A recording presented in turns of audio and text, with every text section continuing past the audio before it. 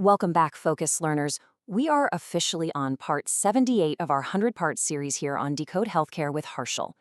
Today, we're diving into a really punchy zero-fluff explainer to tackle the notoriously complex sequencing rules for Chapter 10 of the ICD-10 CM guidelines.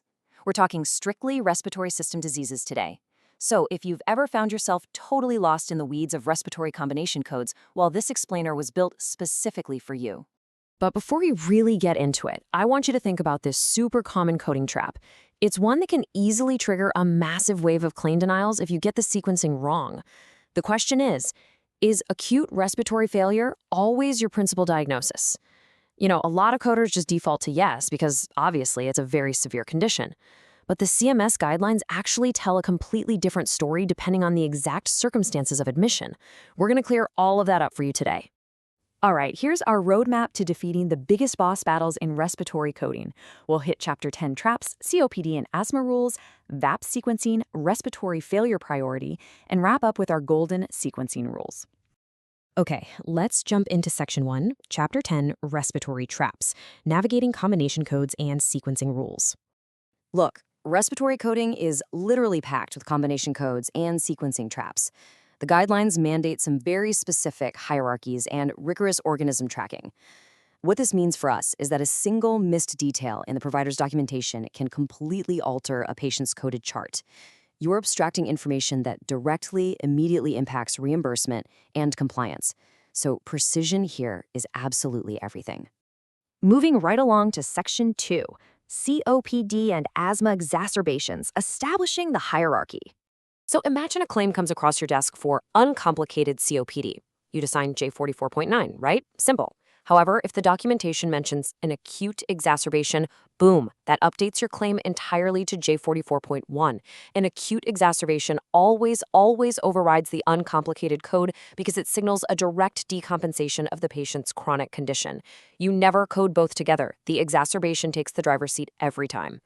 But what actually makes it an exacerbation? Well, the CMS guidelines define an acute exacerbation as a worsening or a decompensation of a chronic condition. Now, here is a massive trap. An exacerbation is not the same thing as an infection superimposed on a chronic condition, even though, sure, an infection can trigger an exacerbation. Just remember this. An acute lower respiratory infection with COPD uses the combination code J44.0.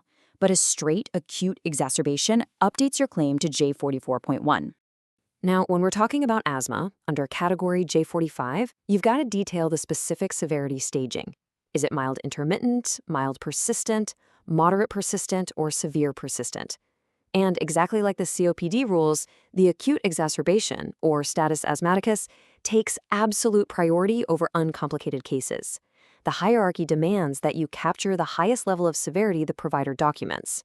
All right, on to Section 3, Pneumonia and VAP sequencing, specificity and the ventilator traps. The CMS mandate here is crystal clear. Specific pathogen coding is required whenever it's documented. You have to distinguish the disease process from the causative organism. Often, you'll get to use combination codes like J15.0 for Klebsiella pneumonia, where the disease and the organism are bundled into one neat code. But if there isn't a combination code available, you have to assign dual codes. That's one code for the localized infection and a secondary code for the specific bacterial agent causing it. Which brings us to VEP. Listen to this direct quote from the CMS guidelines because this is your golden rule. Quote, code J95.851 should be assigned only when the provider has documented ventilator-associated pneumonia. End quote.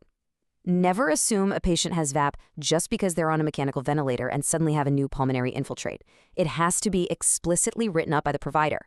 If the clinical chart heavily implies it but doesn't state it, you must query the provider. No guessing allowed.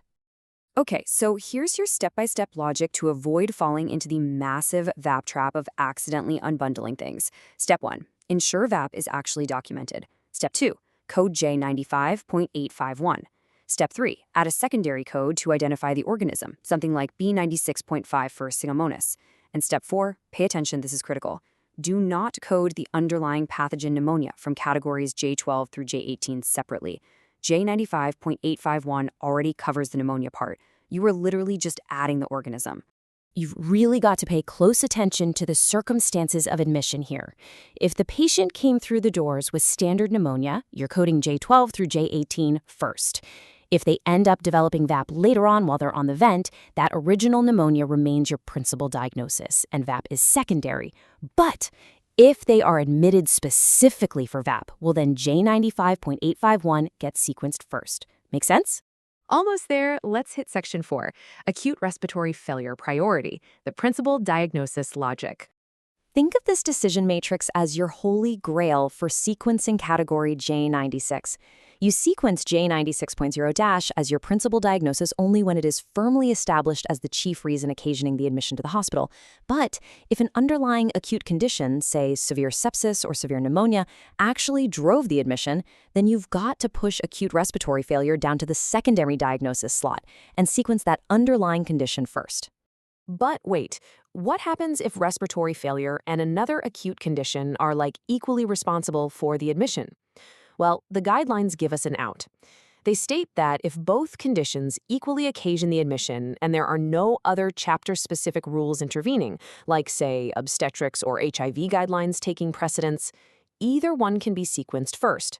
But remember, if that documentation is blurry or conflicting in any way, you can't just make a judgment call on your own. You absolutely must query the provider for clarification. Okay, bringing it home with Section 5, the golden sequencing rules for mastering Chapter 10 compliance. Let's boil everything we've talked about down into 4 unbreakable rules. First, always code acute exacerbations or status asthmaticus over uncomplicated cases. Second, rigorously identify specific pathogens when they're documented, using either your combination codes or dual coding. Third, sequence VAP correctly and do not unbundle it by throwing J12 through J18 tags onto a VAP diagnosis. And finally, sequence acute respiratory failure based strictly on the chief reason for admission. If you follow these mandates to the letter, I guarantee your coding will be authoritative, perfectly compliant, and totally free of claim-denying fluff. All right, we have officially conquered the lungs today. But what happens when a seemingly simple GI bleed is actually hiding a massive sequencing nightmare? Think about how you'd sequence GI bleeding with ulcers. Make sure to hit that like button, subscribe to Decode Healthcare so you don't miss out, and come right back for Part 79. That'll be our next explainer diving headfirst into Chapter 11, Diseases of the Digestive System. Keep your coding sharp, and I will see you in the next one.